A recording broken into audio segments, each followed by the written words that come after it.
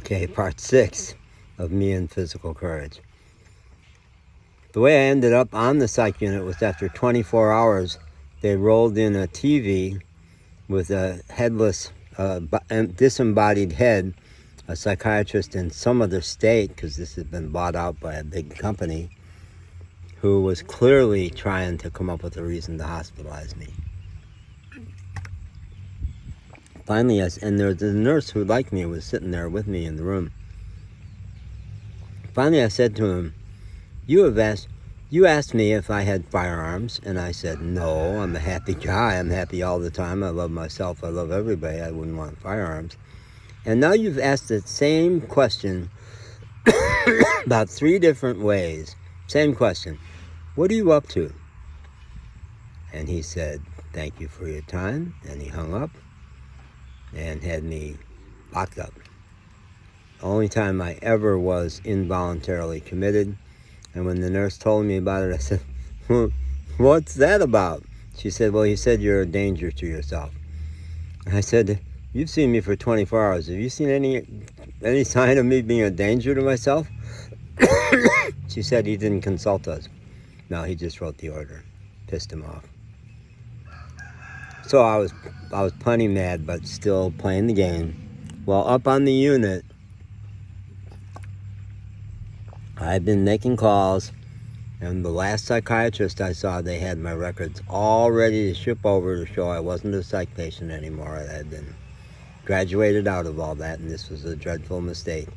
And all they had to do was to send a release over to that practice so they would send this. So I wanted that to be done.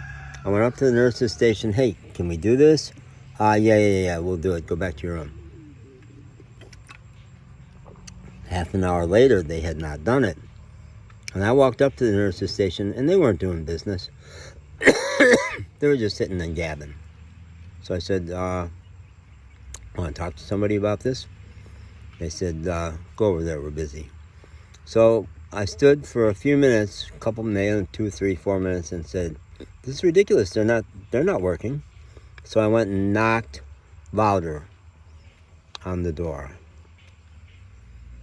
And the one social worker looked at the security guard, who was a Buncombe County sheriff off duty. He nodded like, I'll handle this. Let me handle this. So he comes up and goes nose to nose with me immediately and says, get away from my door. So this put me in a bind because it's Trump-style policing. Escalate to the max right away. Crush them. And I was mad. But I knew that if I handled it wrong, they'd keep me longer. And he was packing a gun. So I loved the way I handled it. I paused just a second and looked at him and said, your door? I love that.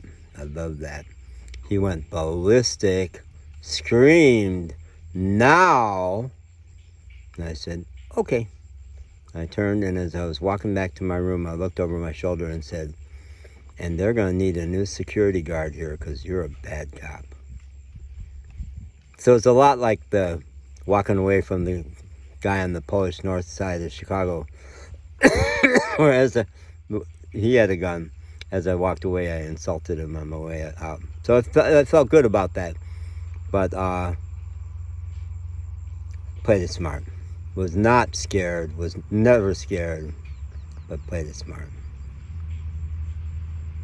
I got more stories. Guy brandishing a gun on the beach in Texas. I just don't get scared. I can recognize when there's genuine danger most of the time. Okay, that's enough of that. I'm coughing.